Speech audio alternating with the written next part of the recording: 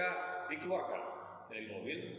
Pertama adiknya si Daniel dikeluarkan, setelah itu ditekan badannya, suruh jongkok, dipijak, ditempel, pakai timah panas, ditempel kiri kanan. Demikian abangnya si Nandu. Setelah itu mereka bawa ke rumah sakit Bayangkara.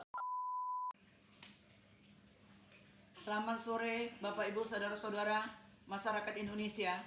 Saya Sintaru Mata Simanjuntak, bertempat tinggal di Medan. Ingin menyampaikan keluh kesah saya kepada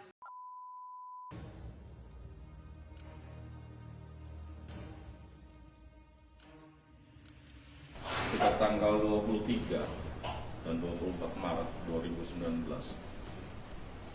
telah terjadi aksi anarkis dari kelompok geng motor Esto yang dipimpin sama yang namanya Fernando Immanuel Sinurat alias Nando, melakukan perbuatan pengeroyokan, melakukan perbuatan penganiayaan, pengerusakan terhadap barang juga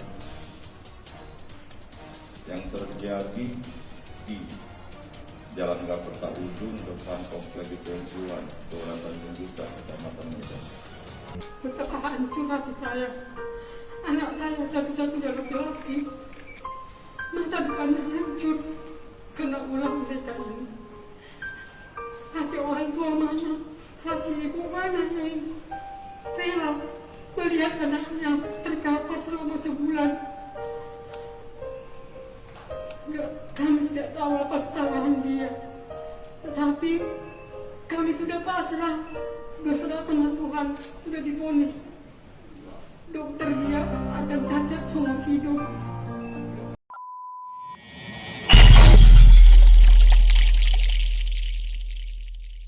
Ya, kita bertemu lagi di Trans Nuraya Official. Kali ini kita akan membahas seputaran kasus perkara yang sedang hangat di Kota Medan terkait antara dua geng motor. Langsung saja saya bersama Bang Ferry Tambunan SHMH sebagai penasihat hukum dari pelaku. Ya Bang, bagaimana kabarnya? Ya, sehat. Jadi gini Bang, ini kan sekarang lagi hangat lah kita bilang perbincangan di Kota Medan ini terkait kasus yang ada pelaku yang dikatakan ketua geng motor, korbannya katanya cacat permanen. Ya, itu sudah DPO lebih kurang 1 tahun. Itu dari press release-nya kepolisian. ya. Ya kan Bang? Jadi, namun ibu dari korban ini ada yang dia tidak terima gitu, sehingga dia membuat video gitu kan, klarifikasi apa yang terjadi. Nah ini langsung saja Bang, sama abang sendiri ini bagaimana sebenarnya ceritanya nih, makanya bisa terjadi sekarang ini? Ya, perlu saya sampaikan di sini sebagai perwakilan pihak daripada tersangka, yaitu Fernando Sinurat dan Daniel Sinurat. Jika dikatakan ini DPO, sampai saat ini info yang kita terima dari klien kita ataupun orang tua dari klien kita bahwasanya mereka tidak mengetahui sama sekali kalau klien kita ini status DPO. Itu kalau kita tarik alur cerita, awal mulanya orang ini kena tangkap adalah di tanggal 23, ini menurut cerita klien kita ya. Di tanggal 23 jam 11 malam 23 April mereka berkumpul kurang lebih sekitar 40 orang. Mereka berkumpul di suatu tempat di Jalan Gaperta sembari menunggu jam 12 malam karena ada salah seorang rekannya itu sedang berulang tahun, jadi mereka mau buat surprise. Begitu sampai di TKP ada oknum polisi sebanyak dua orang atau 4 orang datang memakai sepeda motor, langsung mengatakan, oh kalian di sini rupanya. Tiba-tiba dilakukan penyergapan.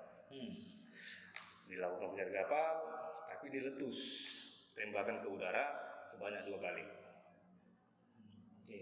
Nah, akibat letusan itu, mereka ini kan sebagian kocar-kacir Ya. karena letusan tadi. Jadi oknum polisi mengatakan jangan bergerak, jongkok gitu. Nah, klien kita turut ikut, ya kan, supaya menyuruh rekan-rekannya ikuti perintah. Dan mereka menyadari bahwasanya mereka itu di sweeping terkait larangan atau himbauan Maklumat Kapolri tentang berkumpul-kumpul. Oke. Nah, jadi pada penangkapan terus si Nandu klien kita itu didekati sama seorang oknum polisi tersebut. Menanyakan, siapa namamu? Nandu. Langsung diborgol. Tap. Diborgol, dibawa ke salah satu mobil. Nah, di situ dilakban matanya. Matanya dilakban. Matanya dilakban, habis itu dibawa ke mobil. Setelah itu adiknya si Daniel ditanya lagi, kamu siapa namanya? Dijawab Daniel. Kamu adiknya Nando? Iya. Diborgol. Dibawa lagi. Ini menurut rekannya yang turut dibawa ke polsek. Iya. Ya, menurut ya. Jadi diborgol, dibawa lagi. Ini mobilnya terpisah satu-satu mereka. Oke. Nah, rekan yang lain langsung dibawa ke polsek. Kalau mereka digiring, kata klien kita ini, menurut klien kita ini si Daniel, mereka dibawa seperti di tempat rawa-rawa. Oke. Kenapa bisa tahu dia? Tempat rawa. Lakban dia itu celahnya di bawah itu ada sedikit terbuka, jadi dia lihat begitu. Oh, jadi lakbannya nggak begitu tertutup semua. Enggak, Ada untuk sedikit adiknya, lah ya. untuk adiknya. Iya, Adiknya. Makanya dia masih bisa melihat situasi ya. Terbuka gini, keliling dia. Seperti rawa-rawa. Nah, itu ditegaskan oleh si Daniel MT Sinurat tadi. Nah, setelah itu mereka dikeluarkan dari mobil. Pertama adiknya si Daniel dikeluarkan. Setelah itu ditekan badannya, suruh jongkok, dipijak, ditempel. Pakai timah panas, ditempel kiri kanan. Demikian abangnya si Nandu. Setelah itu mereka bawa ke rumah sakit Bayangkara untuk mendapatkan perawatan seadanya. Setelah itu sesampainya di Polsek Medan Helvetia itu sekitar jam 2 pagi. Oke. Makanya rekan-rekannya ini bingung. Mereka duluan dibawa. Kenapa mereka duluan lama sampai? Iya. Nah, dan seketika itu rekan-rekannya melihat kenapa kakinya ditembak. Jadi bukan ditembak di tempat. Bukan ada perlawanan, Bang ya? Iya, klien kita ini tidak ada memegang senjata apapun. Klien kita ini tidak ada melakukan perlawanan. Klien kita ini mengikuti anjuran daripada kepolisian tadi yang melakukan penangkapan tadi. Jadi kita bingung di sini. Kenapa ditembak gitu? Itu orang tuanya nggak terima, Bang ya? Nah, tambah lagi ini kan 3 nih yang tinggal. Ya. 3 tinggal ini. Yang satu lagi nggak ditembak. Ya. Ini 2 ini aja ditembak. Yang lucu lagi abang beradik. Jadi kalau saya diminta sama keluarga untuk mendampingi di tanggal 25 April kita ke Polsek. Kita ke Polsek, kita jumpa sama Panit namanya Pak Rudianto Manurung kalau nggak salah. Kita klarifikasi, kita juga mau bicara sama klien kita sekali minta tanda tangan kuasa. Dia bilang harus izin Kanit. Nah, ini kan kita agak lucu juga ini, kok sebegitu ketatnya prosedur tadi. Tapi nggak masalah kita tunggu hari Seninnya di tanggal 27 bersama dengan rekan-rekan saya yaitu Francisco Nenggulan, Supiri Sitompul. Kita datang ke Polsek, kita datang pagi, tapi Kanit datangnya jam setengah 2 siang atau jam 2 baru bisa kita komunikasi, kita minta tanda tangan kuasa, habis itu minta klarifikasi daripada klien kita. Nah, selama itu juga pihak keluarga tidak mendapatkan hak untuk menjenguk. Bayangkanlah seorang ibu yang mendengar, ini masih mendengar ini, belum melihat, mendengar anaknya ditembak, ya, walaupun sebejat-bejatnya anak namanya Nando ibu, ya, dia hanya mau melihat kondisinya sehat atau tidak, takutnya infeksi, ya, ditembak ya kan. Nah, jadi dia tidak mendapatkan hak itu, makanya ibu ini kesal. Iya. Ibu ini kesal kali gitu. Kenapa haknya nggak diberikan? Jadi kita konfirmasi ke Kanit, mengapa Pak? karena ada sesuatu alasan dan kami mengatakan ada waktunya. Jadi kita bingung juga. Jadi dalam hukum acara sudah jelas-jelas disampaikan, dituangkan di situ ada hak tersangka.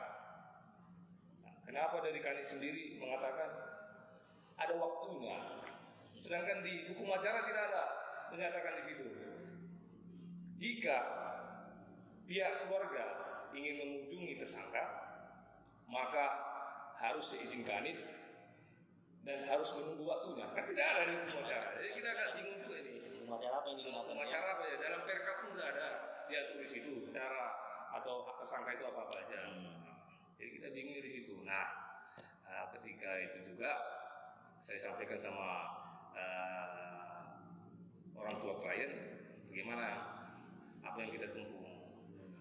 Dia minta kuasa tadi dan upaya hukum ada kita tempuh, yaitu menguji proses penangkapan, proses penahanan, proses penembakan ini apakah benar-benar sesuai dengan prosedur mereka, sesuai prosedur hukum acara, sesuai prosedur undang-undang atau tidak.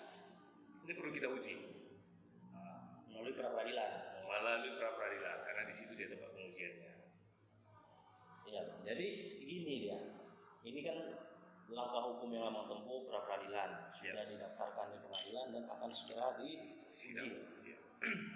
Namun ini kan sekarang kasihan juga sih kita lihat sama nih ya antara pelaku dan korban. Orang tuanya nih sama-sama sedih lah kita bilang. Yang satu ada anaknya ditangkap, ditembak, yang satu ada anaknya sebagai korban. Kalau dari rilis media yang kita lihat itu cacat permanen, Bang. Akibat dari perlakuan ini, supaya meluruskan lagi nih, kita kan nggak tahu nih cerita awalnya bagaimana. Yang masyarakat tahu ini sudah dirilis sama pihak kepolisian bahwa ini pelaku ketua geng motor itu. Korbannya ini ada tuh videonya itu ditayangkan, cacat permanen. Memang kita sedih juga melihatnya, karena di situ ditunjukkan ada kondisi lagi dirawat di rumah sakit kan. Nah, kemudian orang tua korban juga memberikan statement pernyataan gitu. Itu bahwa anak laki-laki satu-satunya itu, anak-anak dari keluarga Raja. Cacat permanen katanya. Ada videonya itu dia bawa berjalan kaki pun harus pandangan masyarakat kan ini korban dari kejahatan. Sementara aku lihat dari statement dari keluarga klien abang juga sebagai penasihat hukum, ini antar geng motor sama geng motor ini sebenarnya yang berseteru, gitu kan? Betul. Nah, jadi coba bagaimana, apakah sebenarnya ini antara geng motor sama geng motor atau memang ada geng motor begitu kejam terhadap warga yang tidak tahu apa-apa? Nah, bisa menjelaskan coba biar agak lebih terang. Jadi